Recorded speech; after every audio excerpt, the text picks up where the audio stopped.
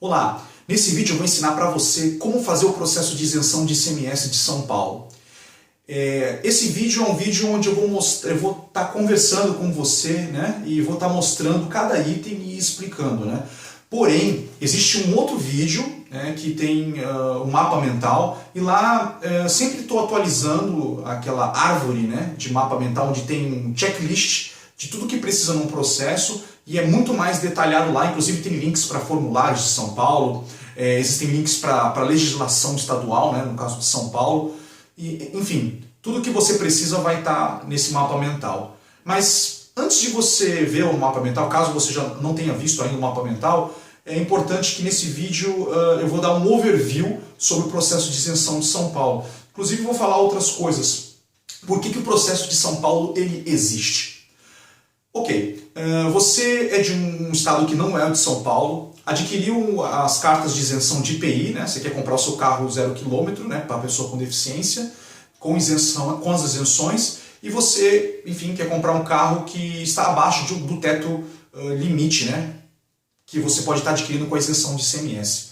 E, poxa, e aí, como é que faz para conseguir? Enfim, você vai entrar com o processo de isenção de ICMS no seu estado, na Secretaria da Fazenda do seu estado, e uma vez que você tenha resultado, pronto, você tem a carta de isenção, autorização de isenção de IPI, né, autorização de isenção de ICMS do seu estado. E se seu estado ele não tiver um acordo tributário com o estado de São Paulo? Pois é, o estado de São Paulo ele é um estado, digamos assim, complicado no que diz respeito à concessão de isenções. Caso o seu estado, e na maioria das vezes, quase todos os estados do Brasil, não existe um acordo tributário com o estado de São Paulo para aquisição de veículos com isenção de ICMS. O que isso significa? Significa que depois que você tiver tirado as autorizações de ICMS do seu estado, você tem que entrar com outro processo de isenção, o processo de isenção de São Paulo. Para os casos, tá? Isso é importante dizer, para os casos em que o carro ele não é fabricado, que ele é fabricado no estado de São Paulo. Tá? Então assim, vou dar exemplos de carros fabricados no estado de São Paulo. As marcas Toyota, Hyundai, Honda são fabricadas exclusivamente no estado de São Paulo. Também tem as marcas como Ford, GM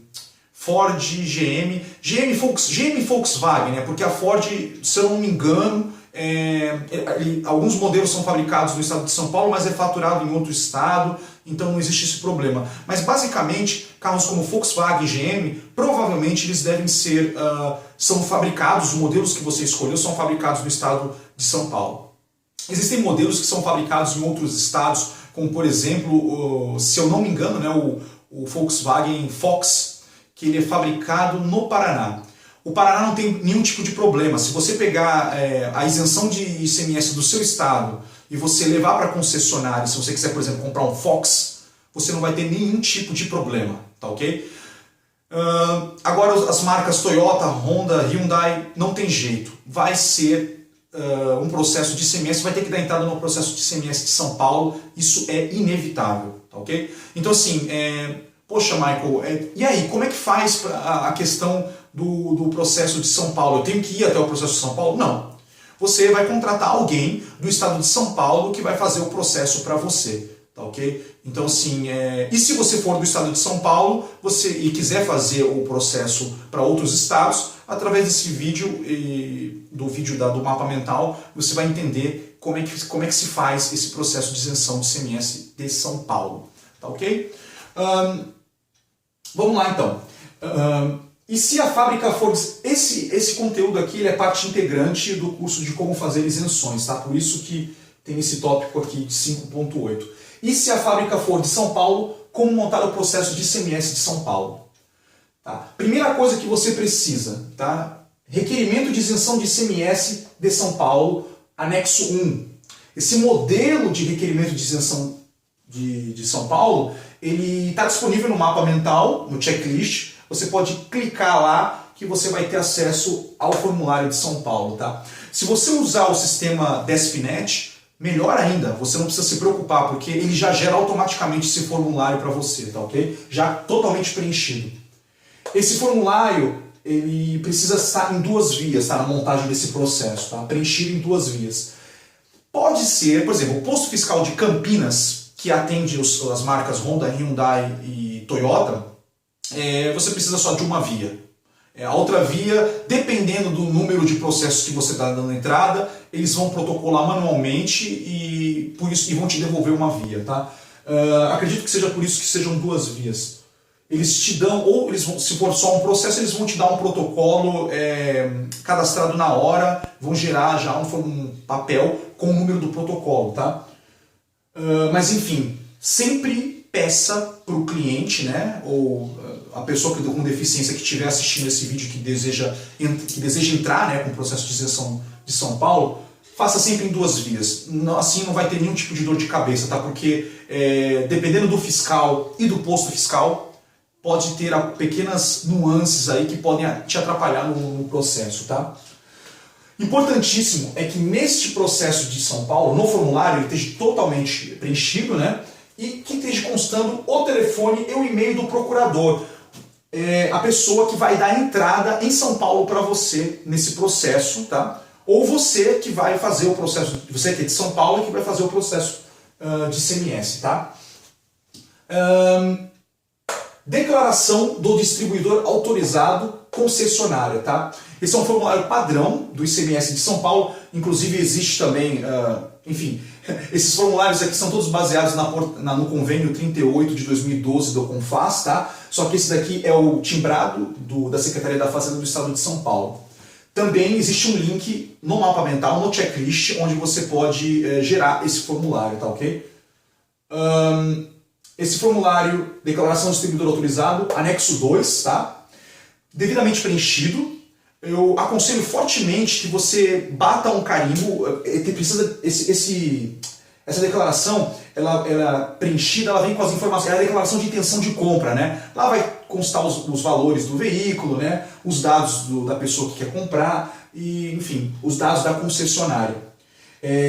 Quem assina essa declaração, né, de intenção de compra, geralmente é o gerente da concessionária, o gerente de venda direta ou o vendedor, né, a pessoa que está vendendo para a pessoa com deficiência. Assinatura. Importante, esse formulário eu aconselho que vocês sempre batem, que exista um carimbo, bate o carimbo do CNPJ da concessionária, tá ok? Isso aqui é importante. Assinatura idêntica à ORG, né, a identidade, né, assinatura, não precisa reconhecer firma, desde que ela seja idêntica e vai ter que acompanhar uma cópia simples dessa identidade junto dessa declaração aqui, tá ok? Ou, se for o caso, simplesmente uma assinatura reconhecida firma por autenticidade deste vendedor aqui, que está devidamente identificado neste formulário, de preferência se você puder bater o carimbo lá do funcionário, enfim, e o carimbo do CNPJ, melhor ainda, tá ok? Terceiro, segunda e terceiras vias originais do ICMS de seu estado. Então sim, sabe aquelas 4 cartas, vem 4 cartas de isenção, né, no teu processo de isenção que você deu entrada no seu estado, sai 4 vias de autorização. Dependendo do estado, às vezes vem uma via só digital, que tem assinatura digital, então você pode replicar, né? Não existe essa necessidade, mas normalmente são 4 vias. Dessas 4 vias, para o estado de São Paulo, para o processo de ICMS, eles querem a segunda e terceira via original dessa sua autorização aí, tá ok? Tem que constar no processo esses documentos originais. 4. Cópia autenticada do laudo de avaliação, tá? Apresentado na Secretaria da Fazenda de seu estado ou no padrão da Receita Federal. Antes de eu falar do padrão da Receita Federal, no processo de isenção que você fez de ICMS no seu estado, você teve que anexar um laudo, tá? Um laudo original, que ele deve ter sido emitido ou pelo SUS, tá? Ou pelo SUS, ou enfim, clínica particular, conveniada, credenciada ao SUS, ou DETRAN.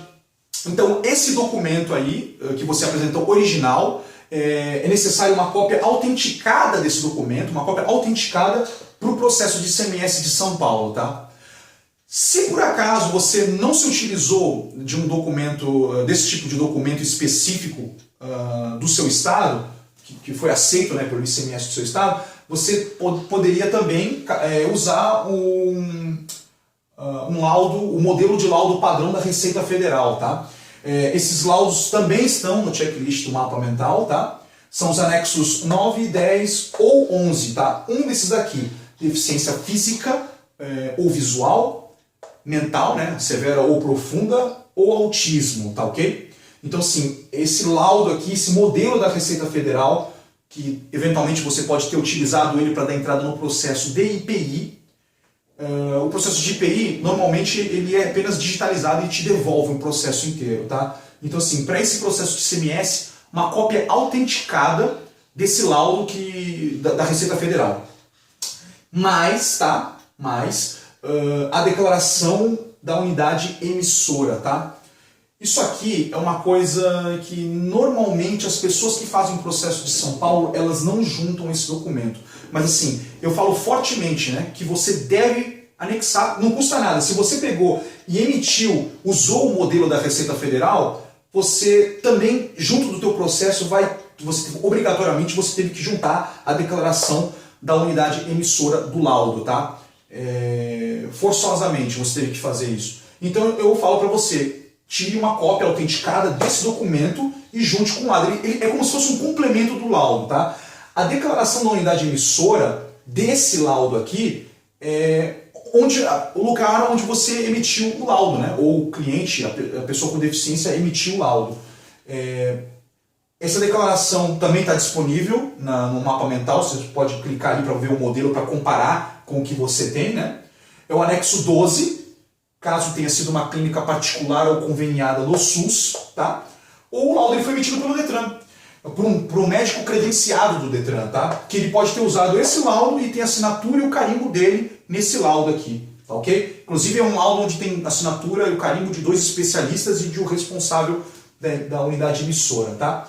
Então, se atentem a esses anexos aqui, que estão em outro vídeo que tem um mapa mental, enfim, também tem um link aí com o mapa mental, você tem acesso ao checklist, tá ok?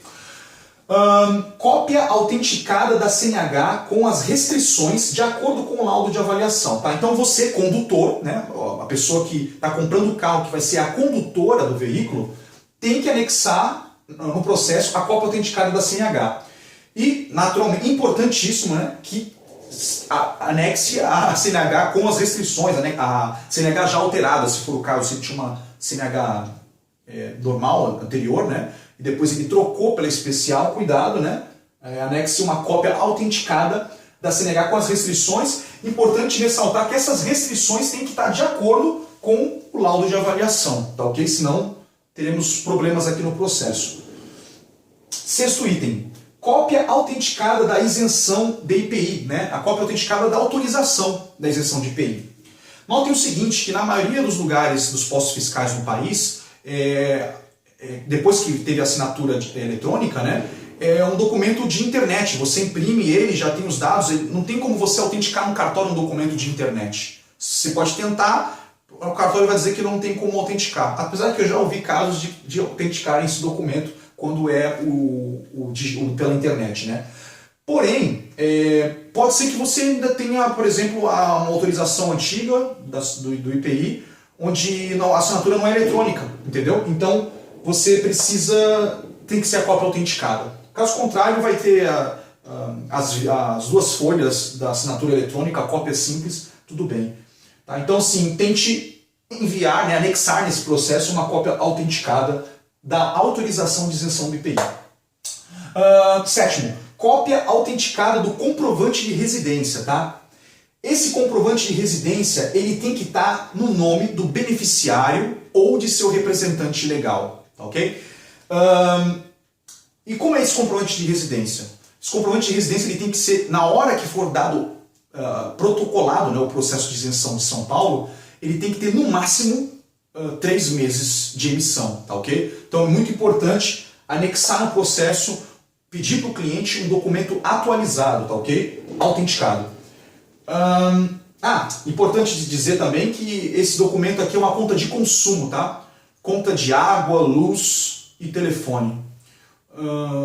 evitem contas diferentes dessa daí, tá? Eu estou falando essas contas que são contas que no checklist dos fiscais, lá do posto fiscal, eles colocam essas opções, né? Telefone, luz e água.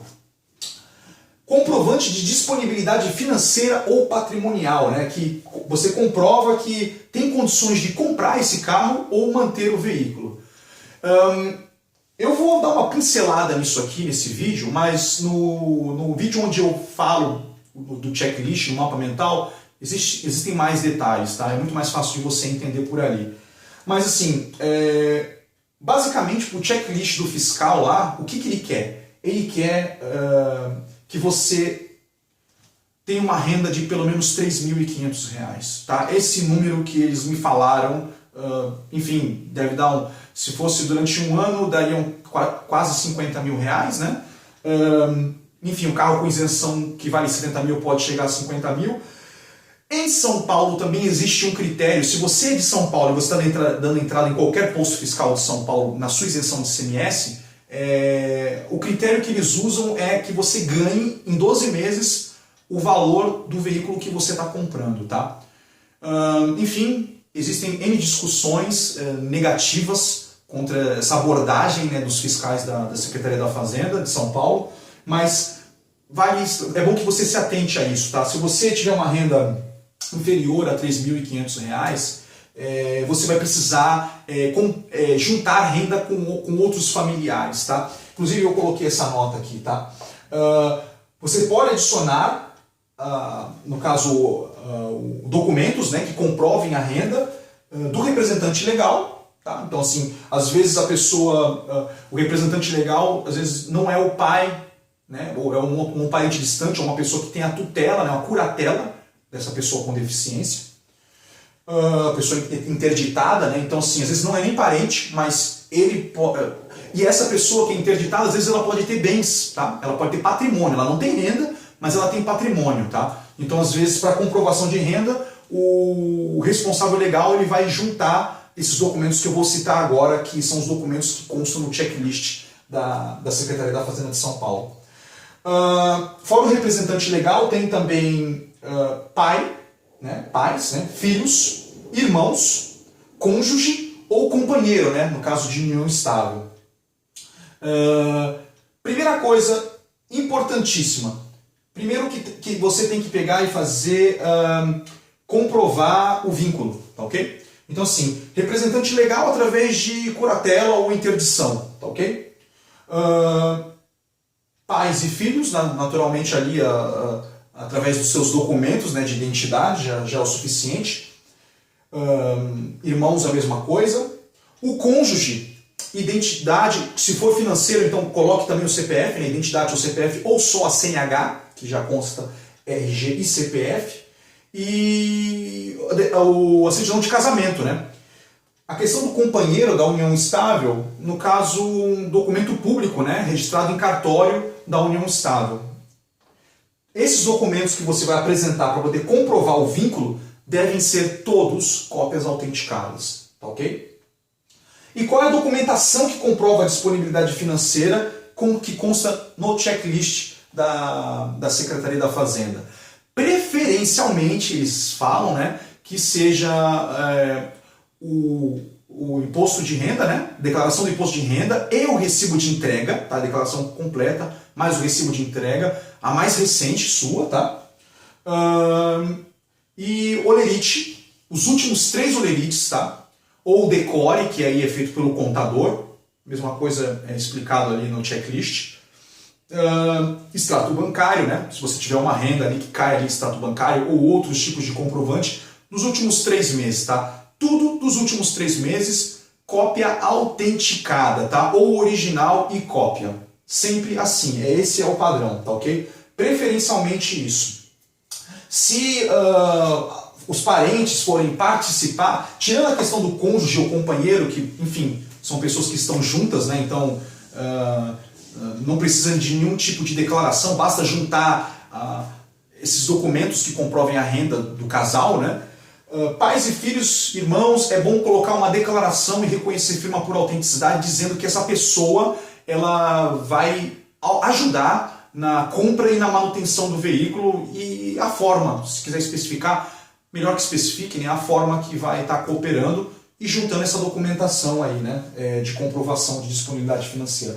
Como eu falei, eu dou mais detalhes no checklist, você tem acesso ao checklist, então é bem tranquilo, tá? Só que assim, notem, isso aqui é o item que mais indefere processos em São Paulo, tá? Esse é um item extremamente importante, sejam cautelosos, tá? Nono, por fim, a procuração com firma reconhecida por autenticidade, né? Uma procuração simples de pessoa física, né? Que dá poderes para a pessoa que está em São Paulo, né? Se você estiver fora do estado de São Paulo, para dar entrada nesse processo para você em São Paulo, tá ok? Para poder lá fazer vista, juntada de documentos, enfim, todos os poderes. Essa procuração eu tenho disponível ela, caso você queira, no curso de como fazer isenções, tá ok? Ou caso você seja parceiro da Despinet, você vai ter acesso automático a essa procuração. Ok, essa procuração, enfim, para você que está aprendendo, né, e que vai fazer em São Paulo, você precisa anexar uma cópia da identidade do procurador, né, dos procuradores, e junto da procuração. Enfim, não precisa ser autenticada, porque a pessoa que vai dar a entrada lá já vai apresentar o original e a cópia vai estar anexa no processo, então você não precisa se preocupar com documento autêntico, tá?